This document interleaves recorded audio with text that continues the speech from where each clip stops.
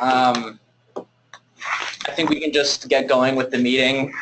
I think we're still waiting on a couple people to show up, but like our rep from Neighborhood Legal Services, but if he's not here, we pretty much talked about what's going on, so I can fill you in on everything. So, all right, so welcome to the February SOAR planning meeting. Thanks everyone for attending. We'll go, this is our first meeting for 2017, so it's pretty great. We can go around the room, just tell us your name, your position, and the organization you work with. So, I'll start. Okay, my name is Karen Kasperik, and I am the Director of Services at Girard Place. This is Leffrey, and I'm Director of the Matt Urban Hope House. Lucia Palmer, I'm a child and family police manager at Matt Urban Hope House. Sterling Murray, I am the MHPCC coordinator at Western University. I'm Nancy Cortez, a program manager at Empowerment Academy at Restoration Society. Holly Schrager, intern at Pennsylvania. Jasmine Nichols, housing service coordinator at Evergreen. Jennifer Marszalski, community health worker, neighborhood health center. Brianna Cabrera, housing program assistant at Evergreen. Okay, and on the remote call-in, you introduce yourself, Peggy? Peggy Rock, I'm with Division of Disability Determinations. Okay, great. And Leslie Bennett with Spectrum Human Services. Oh, great. Great to have you on the line, Leslie. Wait, where's that from? Spectrum. Okay. Yeah, Spectrum Human Services. Okay, and I'm Andrew Deering. I'm a program coordinator with the Homeless Alliance of Western New York. I'm also the SOAR local lead for Western New York area. Okay, so a couple things. The first item on the agenda, we can just go over briefly what we talked about at the last meeting, which were the Social Security mental health listing updates. We pretty much just discussed that Social Security is updating their listings for mental health, how they view some of these diagnoses and the symptoms behind them, and also what they're looking at in regards to Social Security, applications. So I have this. There was a small update to the fundamentals training, just a couple slides that kind of talked about this. I'll just go over them briefly with you guys. I know during the fundamentals training I talked with you all about the Blue Book listing, which is how Social Security looks at these mental health diagnoses, how they're evaluated, and how you should be looking at these diagnoses when making this application. So, so just briefly, here are some updates for people who are dialing in right now. I don't know if you can see my screen, but I'm showing some updated slides to show how much the mental health disorder listings have expanded, really.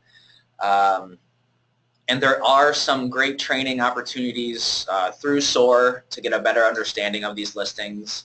I'm sure Social Security has updates on their website as well where you can learn more. But SOAR, they have these like great little workshops, recorded webinars if you want to listen to them, that goes into these updates much more thoroughly. So I can share that with everyone in attendance and everyone who's trained so that you guys can educate yourselves. But it's really, it seems to me that some of the things that have changed, morning, is just that some of the functionality issues of these mental health diagnoses changed a little bit, what they considered to be functional areas changed a little bit. So, okay. And also with the Blue Book listings, there's different sections that kind of outline. Hey, how's it going? Apologies, I got a little twisted up. No, it's all right. It's all right. So, yeah. So the functional criteria changed. Kind of rating them on a none to extreme scale, kind of 1 to 5 criteria. Here are some examples of the different mental health listings, and to make a case, it's suggested that you make a case for these disorder listings by looking at the medical criteria in the Blue Book. So you want to make a case for, say, schizophrenia or somewhere on the spectrum of schizophrenia. You have to use an A and a B or an A and a C, meaning that you would have to use a medical criteria that must be present in medical evidence, and B, which is a functional criteria assessed on a 5-point rating scale, none to extreme, or A to C. So it's basically just trying to help you to understand how Social Security is viewing these applications, how they're viewing the disability, and how they're linking it to the function of work. And I talked about the updates to the functional areas. This is pretty big. This changed a little bit. So in regards to whatever disability your client may have, making the link to these functional areas is very crucial to these Social Security applications. So how does the disability impact understanding, remembering, or applying information? How does it impact interacting with others? Say they don't get along in large crowds. They have a history of maybe acting out with coworkers, things like that. All of those things are very important to take into consideration. Concentration, persistence of pace, maintaining pace, task completion. Can your client do kind of recurring normal tasks at the job? Adapting or managing oneself. Do they always need a supervisor to kind of check in on them? Things like that. Hygiene. Can they dress themselves in the morning? Can they take care of themselves? Those are all things to take into consideration. Pretty much talked about this. So I'll there is some additional information. I'll show you guys.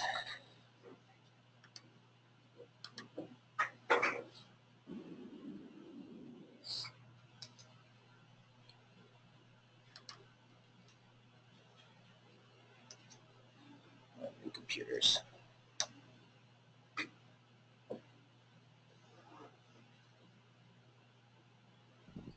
So like I said, on the SOAR website, there are some updates that can help you with the training or just learning about some of the mental health updates with Social Security, such as there's some slight differences in some of the documents you may have going through the SOAR training, but it shouldn't be that much of a difference. It's just good to understand good morning. Just understand what's going on with Social Security right now. And I don't know, Leslie, she's our representative from Social Security. So, I mean, do you want to, how has the transition been going with the mental health updates? Pretty good? We don't deal. You don't deal with it? Yeah, our day-to-day. Right. For us, that would be a Okay. Yeah, there's shares. Oh yeah, right there. Okay. Hey, Peggy, has there been any big difference with OTSDA and how they are reviewing Social Security applications and the updates to mental health updates? Well, because the listings did change, they do have to look at them slightly differently. But it's really always been about function, and I think just the way that they changed the listings goes more along that line than it did previously. So yes, they do look at it differently, but again, it's always about function. Mm-hmm. A lot of people can have the same thing wrong with them, but somebody functions better than somebody else. Right. So. Right. So, I mean, I kind of showed this to you guys, but yeah, the updates to function, that's really just it. As you get to know your clients and kind of tell their story through the SOAR application, it's always a good idea to kind of have this in the back of your mind, how their disability relates to a lot of these functional areas. And also, if you put it in the comments or your medical summary report, that's also very helpful in the overall application. Just kind of using the same kind of vocabulary to help demonstrate to Social Security that you understand what their disability is and how it imposes on their function and why they can't work. Is this only for clients who don't have a diagnosis from a doctor, or even if they have? I'm just a little confused. Well, there should be a diagnosis from a doctor. There has to be a diagnosis. No, I wasn't Yeah. sure because you were saying like the symptoms and the function, so I wasn't sure if that was if a person claims that they have a diagnosis or have this mental illness, but you don't have proof. Is this what this is for? But now I get it. It's if they do have a documented diagnosis and you're just explaining the functionality of it. Yeah. Okay. Yeah, I mean, if Peggy, I have a question. So, Sure. what would you recommend, or what kind of advice would you give if you're trying to, I don't know, explain if the client, say, had an undocumented illness or an undiagnosed illness, but you wanted to say that this still kind of impacts the client's life? Like, do you have any advice on a good way to express this? I would, okay, number one, as I said, you do have to have you have to have a medically determinable impairment. Mm-hmm. So if there's no diagnosis, but we can get the diagnosis at a consultative exam as well. Okay. If you can back it up the rest of the way. Third-party ADLs, how this person is functioning. They're very helpful, especially in cases like schizophrenia. Things like that, they're very helpful.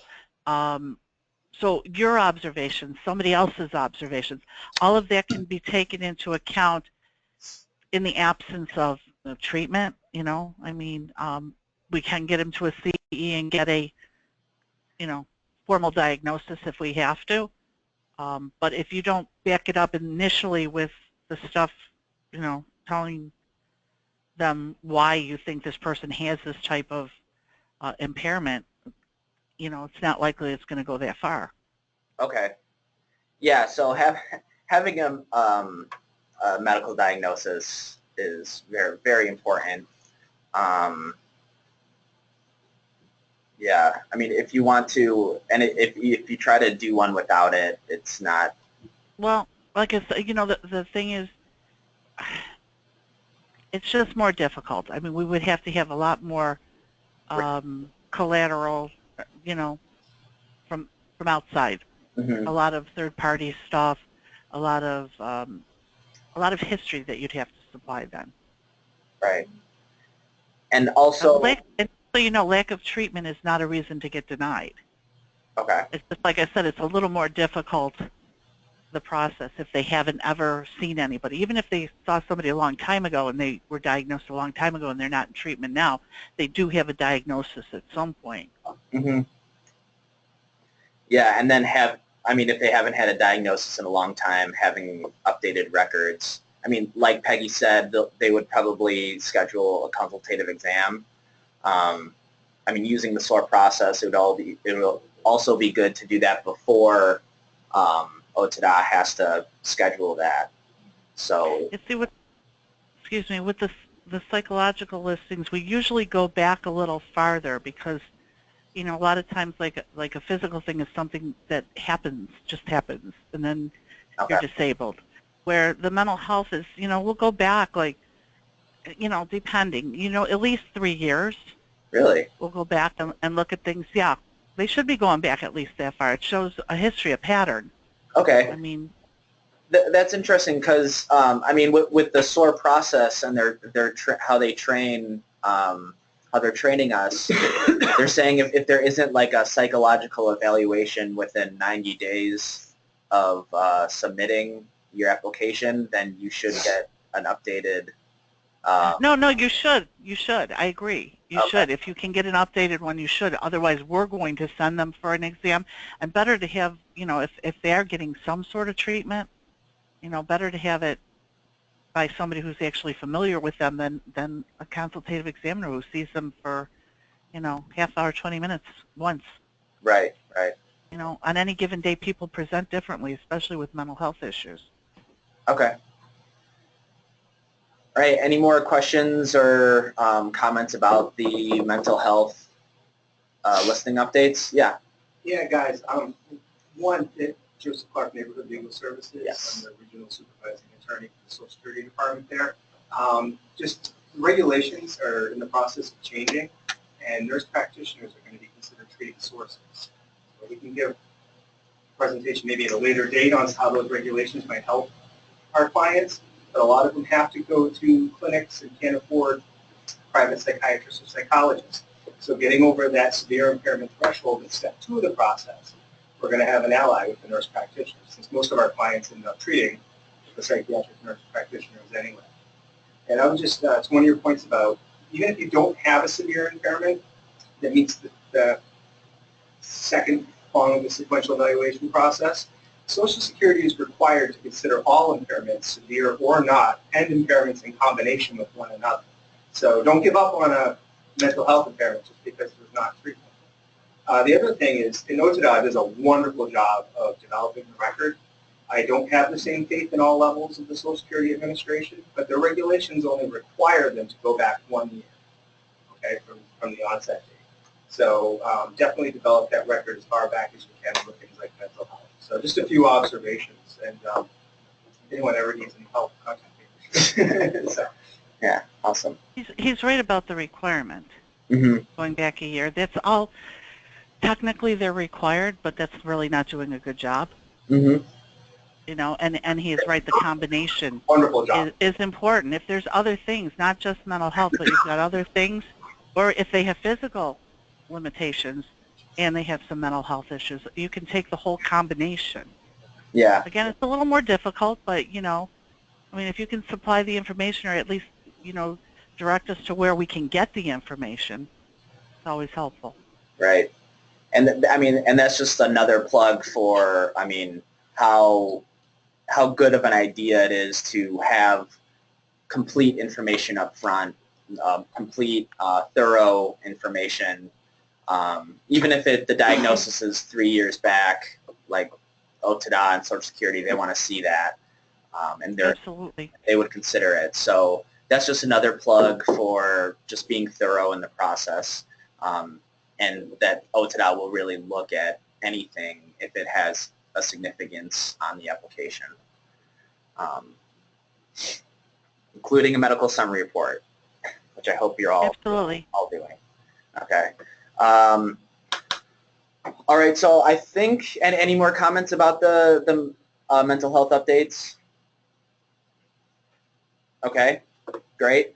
Okay. So we can go on to the third item on the agenda, which is an update for the SOAR learning community, the RFP funding opportunity. So I don't know if I talked about this at the last SOAR meeting, but our SOAR TA Center in Albany actually reached out to us saying that they wanted to give us some technical assistance on applying for local and national foundation funding so we can actually get a funded SOAR worker in the community. So we were pretty excited about that, and Dale and I have been going to these TA sessions to develop how we're going to ask for funding pretty much, and you'll probably be able to see that within the next couple days that we're going to release something. But I wanted to show you guys just the quick draft of what we're looking at. Most likely it would be we would look to partner with an agency that has someone who's trained in the SOAR process, someone who's familiar with it and how it works. And what we really want to do is that we want to link SOAR SOAR applications with the Homeless Alliance's coordinated entry system so that we're getting those hard-to-serve clients and we really target that population. We also want the SOAR worker to probably complete, I think we said about like 45 to 50 applications a year. So this would be their pretty much primary responsibility, is to do these applications up front, or doing the initial applications with these clients. We were looking about 2 in Erie, 1 in Niagara. A lot of this is subject to change as well. Let's see. So recording progress on the online tracking system. Let's see, trained in the fundamentals training, attends these planning meetings. So all nonprofits apply. We would also incorporate our HMIS system as well. So some of this is subject to change.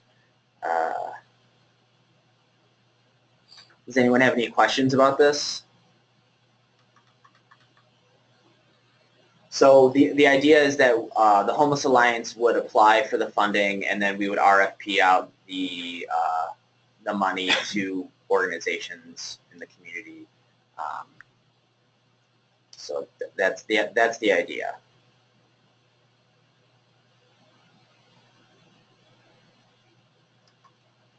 And you said 2 in Erie County and 1 in Idaho? Yeah, that's what we were thinking. It might be 1 in Erie, 1 in Niagara, and 1 in like the GOW area, like Genesee, Orleans, and Wyoming, but we haven't solidified any of those parts of it yet.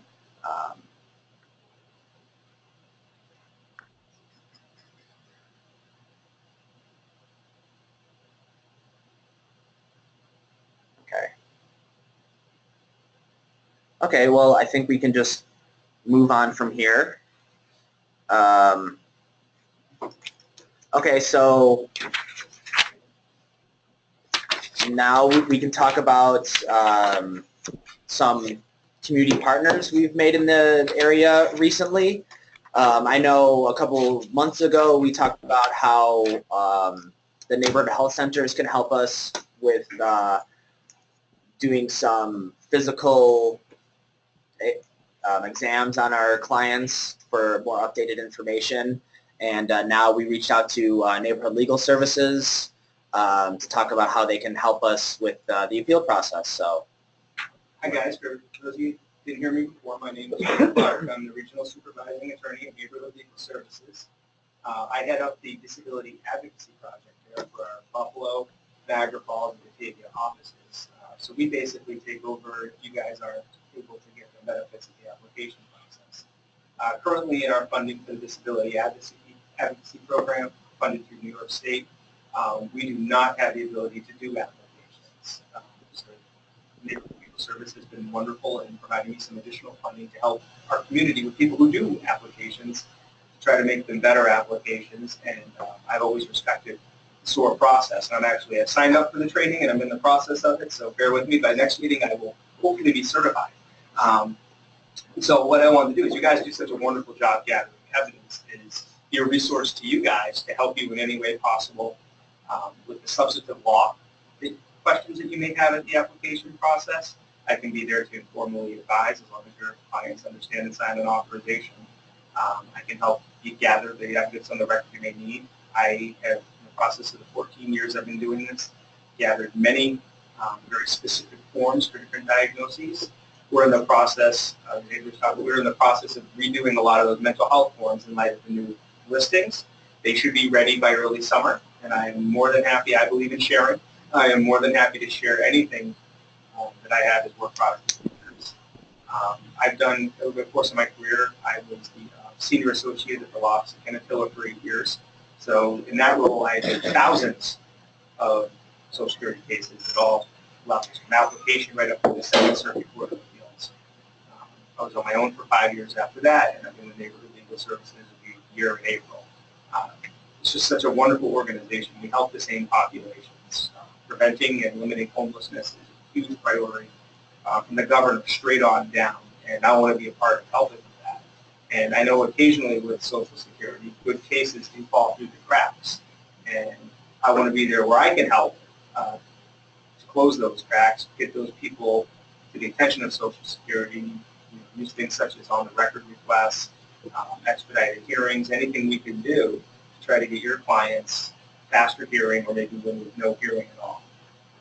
We serve the same population, so I'm not worried about eligibility requirements with that. So I really just want to be a resource and a referral source for you guys.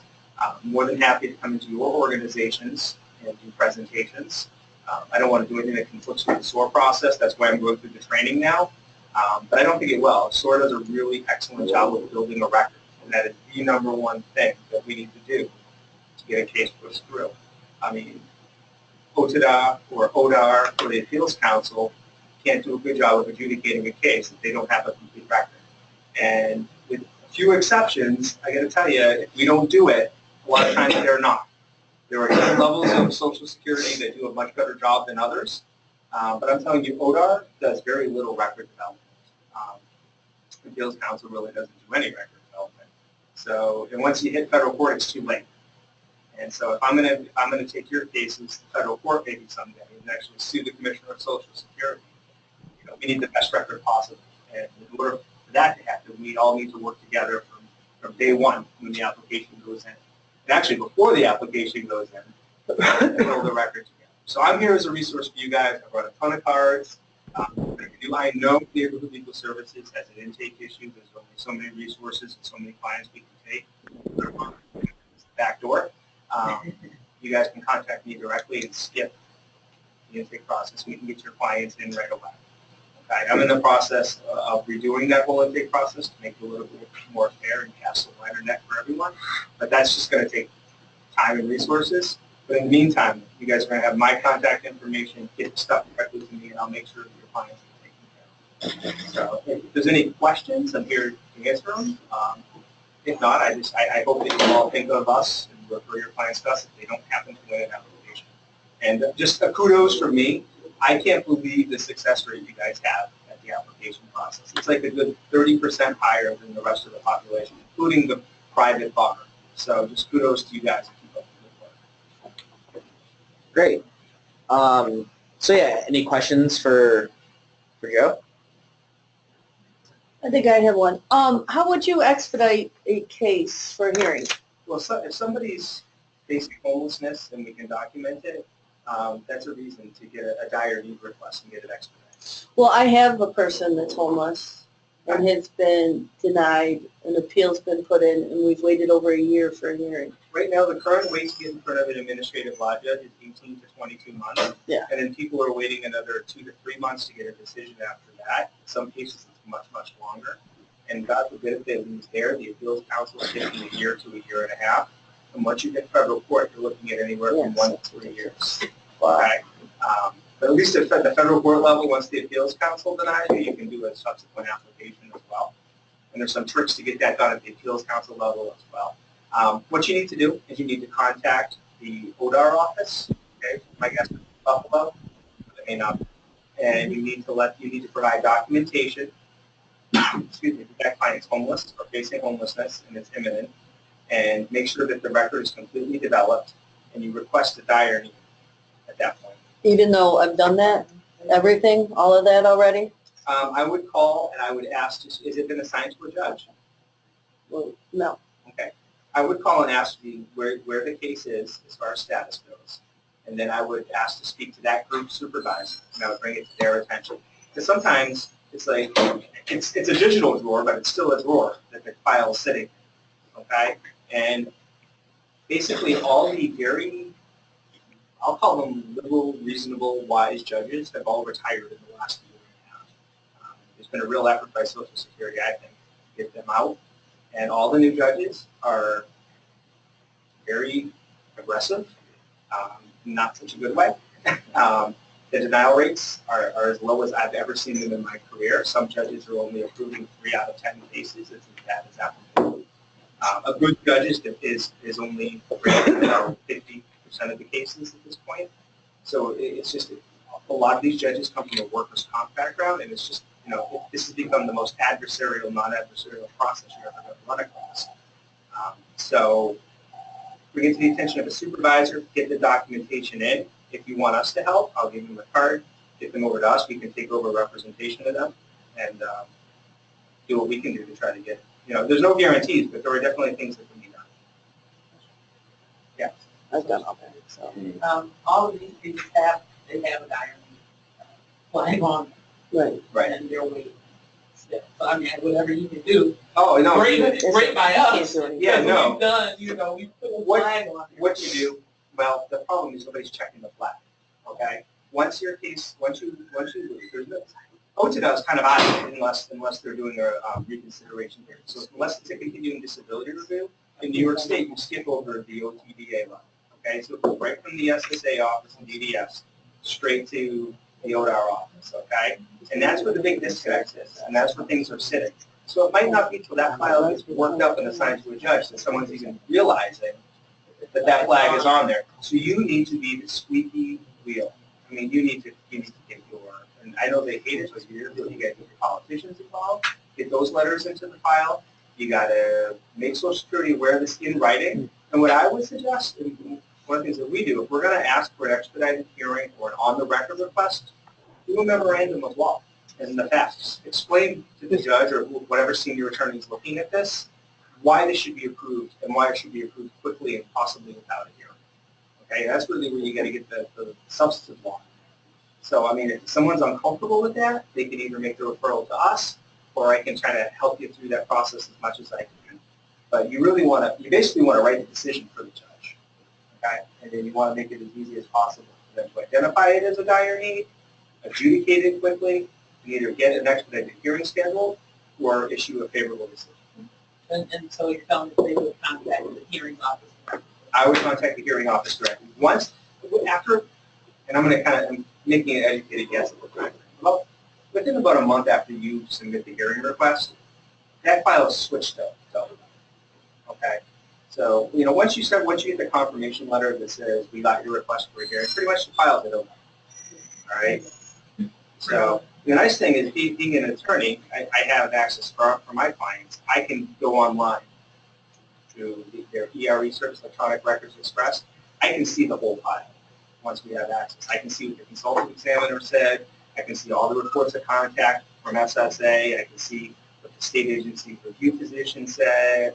I can see what evidence Social Security has already gathered in the case and what evidence they haven't. I can see what evidence has been made part of the exhibit file and what evidence is still languishing out there in case documents. There's been some funny stuff going on with Social Security over the last year and a half. Real funny stuff. Records not being into the file, and all kinds of just weird stuff. So you got to be the squeaky wheel. You got to be the squeaky wheel. Anything else, guys? I'll make sure you all have my contact information, and Andrew does too. Just identify yourself as someone who's working with SOAR and with Andrew, and I'd be happy to get back with you. And if I can't, if I'm running around, I'll make sure one of my attorneys or paralegals gets back with you and make sure that we get an appointment with your clients. And if you want to join them, as long as your clients agree, at an intake meeting so that we can work together and coordinate this, I'm more than happy to do that. We offer translation services in basically any language you can think of. We use a language line for phone interviews, or we'll bring interpreters through the International Institute right into our office, and we pay for all that. So, that's a big thing for our neighborhood legal services, to make sure our non-English speaking population gets represented fairly as well. So, but if anyone wants to just talk more, I know Andrew and I did this, and I'd welcome any of you if you want to come in for an hour and just talk about what we do and see where we, meet the attorneys and paralegals and kind of learn more. More than happy. Thanks, Joe. Oh, not a problem at all. And this is really a great resource in this whole process because, we might talk about SOAR and how awesome it is, but there are clients, like you said, that fall through the cracks or that tend to get overlooked. And we say SOAR is a great method, but it's not a miracle cure for everything. I mean, there are going to be some denials, and we are going to need some help to go through the legal system. So I think Neighborhood Legal Services is really just an awesome resource we can all have, especially while we learn about SOAR, get better at these applications, and really make the process work for us. And help me with the higher levels of Social Security, like ODAR and the Appeals Council, help me help them understand SOAR. Yeah. Because I don't think they get it like they do at OTDA and at the local SSA offices. You guys have done such a wonderful job publicizing with your work, showing what SOAR is. At my level, they don't get it. So, let's use this as an education. Right, definitely. Some exciting stuff. So, and another thing, I updated the SOAR contacts to include Joe. So everyone who gets trained in SOAR is going to get this contact list. It's people in Social Security, Peggy from Disability, Jennifer from Neighborhood Health Center. So our resource list of kind of the local community that we have who know about SOAR and are helping us with these applications, that list is growing. In terms of organizations that have gotten on board, we have Matt Urban, more people from Evergreen, and Lakeshore is now trained. So a lot of organizations in the Western New York area are getting more and more familiar with SOAR, seeing the worth in it, and the tools. It really helps to do these applications. Let's see.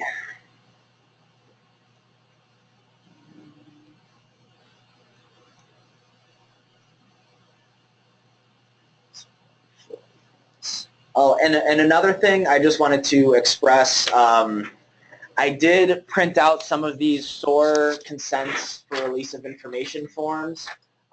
Please be using these to establish your protective filing date. We do have this relationship with Social Security where you can fill out this the front page, and then if you fax it to Leslie, she'll send it back to you with the back filled out, and it'll tell you if there's any pending claims for your client, or just what their general activity is going into the Social Security system. So if you want to, and it also establishes a protective filing date. So that's really a great service. You can get started on your application quick and easy. If you're wondering, what do I do with my client? Like, we have our first meeting, and I want to get them started on this Social Security claim. How do I get started? This consent for release of information is a great way to start interacting with your client. I do want to issue an apology to a couple of people. They updated the form. I still had the old form. So the new form is 2 pages. The old form was 3 pages. Oh. So when I went on the site, I saw the update. So. Okay. What are the witnesses for? Do you have to have witnesses? Only if you mark with an X. If the individual marks with an X. Oh, okay. Right. And with that, can you put up with me? Yes, you can pass those directly to me. If the individual has a home address, I prefer that you do it to the servicing office. But when you send that claim in electronically, it's not coming to Buffalo. That claim is going to the office that the address generates. So each address has a servicing office. So depending on the address of record, that's who the servicing office is going to be. But if you send it to me, I will put the lead on, and it's available for every Social Security office to see for that next 65 days.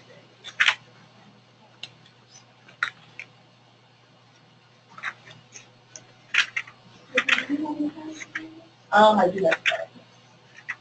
And basically, we can pretty much just open this up to just general questions to Social Security or OTDA. We do have Peggy on the phone. They do the medical determinations on these applications. So if you guys have any more technical questions, yeah. It's not a public point. Sure. Joe made Yes. made an excellent point. You gotta fill the form out in its entirety. We can't help you, help anybody if we don't have complete addresses. When you're filling out the 1696, you have to check the box for what you're representing the individual for. There are 4 check boxes under the individual's name there. One that says Title II, which is the Social Security, Disability, Retirement Benefit. The Title 16, that's the I, which is the SSI. So you have to check the box in order for it to be good for the claims representative or claims specialist now to address that. If it is not checked, they shred those. So you want to make sure that the form is complete, that the individual has signed, the form is dated. So completeness is important. I got a claim in one day. They just come through me, and then the supervisor, you give them to the supervisor gives it to the claims representative who's going to pull that electronic application in the process, scan everything into the computer. A lot of times, our scanner, we have 3. We have 3 laying in the office right now. So sometimes there's equipment failure. So that explains some of the loss of documentation. But, there's a lot of volume. If you know you already sent it to us and you don't have any reason to think that you didn't get it, don't send it again. Because that means that we've got to go into the file, look and see, oh yeah, this is a duplicate. Sometimes it's already in there twice. So you really have to, use your resources wisely and use ours wisely as well. Usually if I get those 1696 in, you should get a letter of confirmation that says, we got it. I'm sending, if I get large packets of documents in, I'm scanning those in, and I'm sending those originals back to you. So that's note to you that we got it, we scanned it in, here's your stuff back. Okay. Some people, if they get it, they shred it, because that's what they said we can do, but I'm sending it back. The addresses for doctors, if you come in with a partial one, you're sitting on the internet trying to fill it out. So, you're already working to get the rest of the address, need the address. That's about it. I think you're doing a pretty good job. I haven't, I call people. I think copies of the function reports, those activities, the daily living forms that people work so hard to fill out, I found those get lost for some reason more than anything else, and they will deny the case eventually if they don't get those. So keep a copy, and I know that the reps are very good about calling if they don't have it, and they'll usually give like a private fax number or something, or that's the DDS to send it to. But it's been my experience that it's a nightmare if you don't keep a copy of the ADL. So keep those in your file. Yeah. So that's a good point about the functional reports.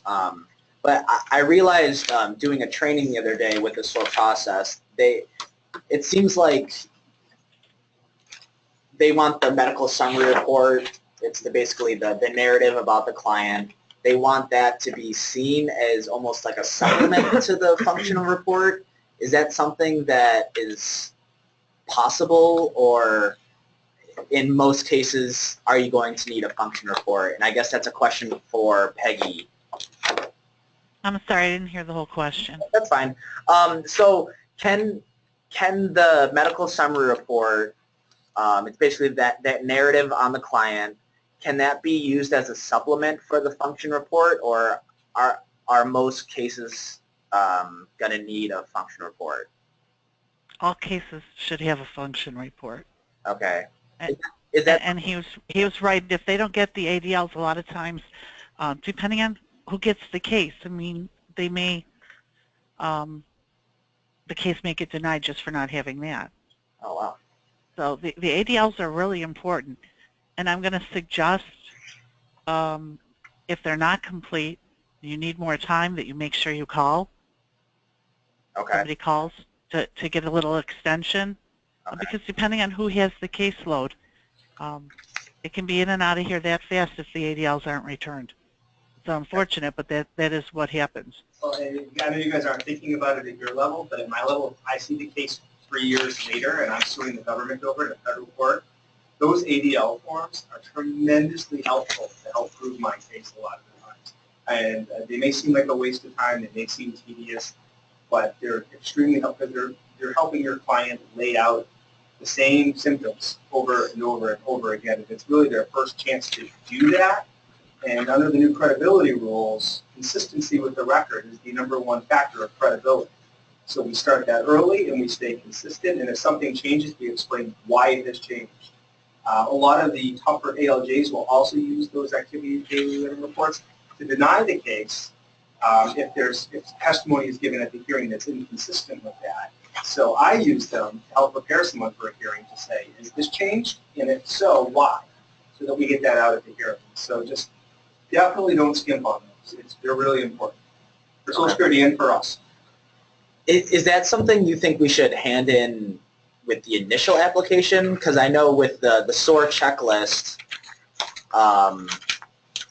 that's something that is kind of an optional piece of the initial application. Yeah. On the back, for a person that's over 18 on that 3368, that's your first shot at telling us, you know, can the person stand, sit, you have trouble putting on, you have hobbies. That's the first shot. When it leaves our office, it goes to the Disability Determinations Office. They're the ones who are sending you that specific function report based on, I believe, based on the disability that you go at. And they will. They'll send fatigue or depression or pain. They do tailor it to what you put. Okay. So I mean, put on that list. I mean, it's okay. You got 27 drop downs, and you need a 30th one. Put it in the mark.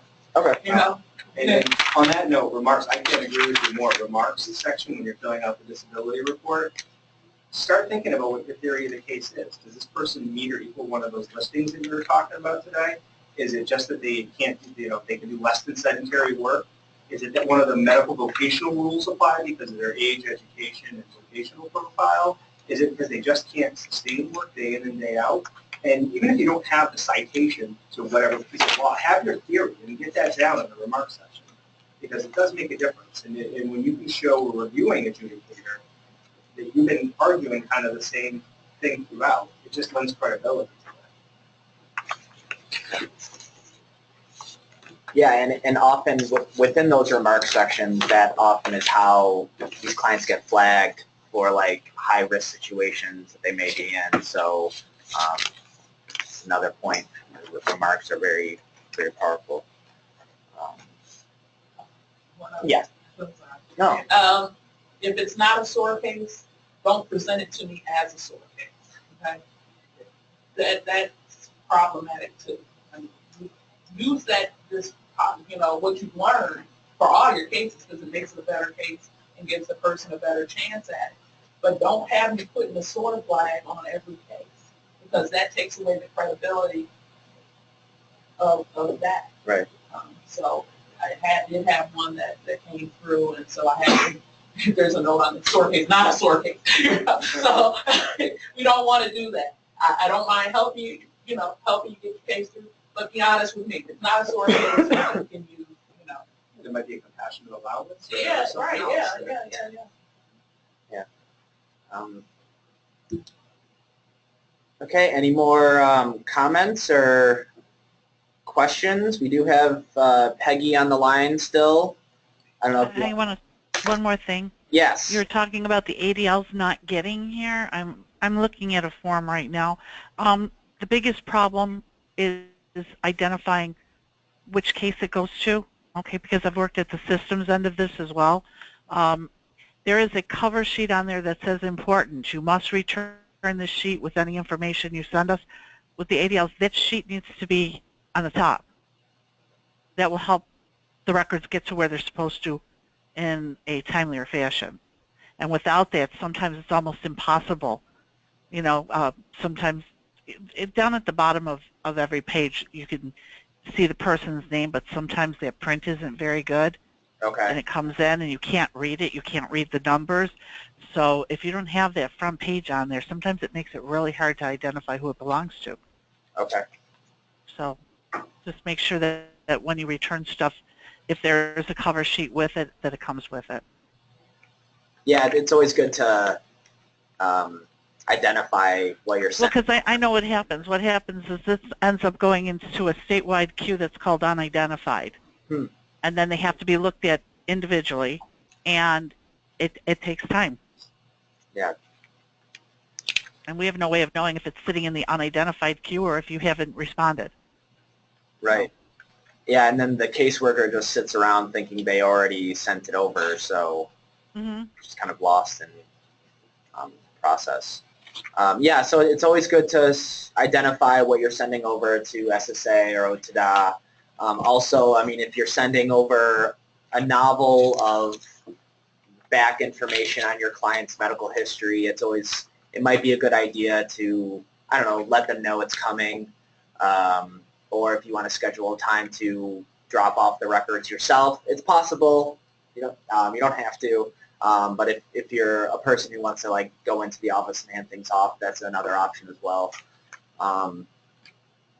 Just something, the more organized, the more easy it is to have Social Security or OTDA go through this paperwork, the better it is for them and your application as a whole. So yeah, anyone else have any comments or questions while we have such a great room of representation? Is it important to retrieve medical records or just any behavior records from prison? Yes. Okay. I'm asking because I attempted receiving some records from my client, and does anybody have any advice on like how to obtain that? I found like an example letter of how to do it, and I got the client's prison ID, and then I got a letter back that the information I requested, they weren't able to identify the client. So I'm having issues getting records from the prison. Really? Yeah. Was that looked like a freedom of information? Yeah, freedom of information request. Yeah, I just like Google searched a template for how to do it. And I got this letter back. And I'll talk. I have people who are great at tracking down prison records. Okay. I only know what to know, and I don't know how to do it, but I know I have staff that does. So if you shoot me an email with your specific question, I'll get you an answer. Okay. Awesome. Thank you. And I know that Tim Burlingame from Matt Urban had some success in that. Okay. I know prisons are getting a little tougher in their release of information, my staff is telling me. Just like a lot of the mental health providers who are always providing all their progress notes and those sorts of things. So I don't know if it's a trend that it's going to be just harder to get them. I'll get you. Okay. Yeah, and I mean, at the end of the day, like the client, if they do have a history of incarceration, they should be able to obtain their own records, right? So if we're able to do that, then that'd be great. And I think upon release, a lot of clients are given their records, but who knows what happens to them in the meantime. Might go out of prison and just throw them in the air or whatever. I would probably do that. But yeah, but that's been brought up before. Working on that is always something we're looking at. And another thing, I know I talked to you guys about having like a referral source.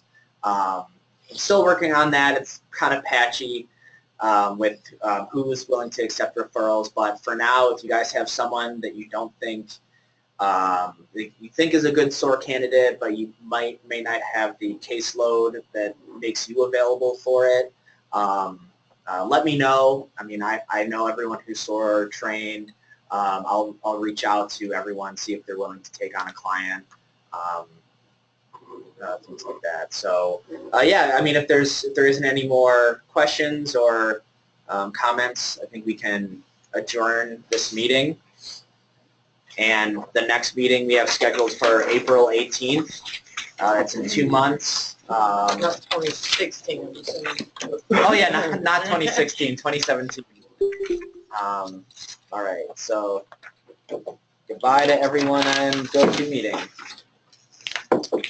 Andrew.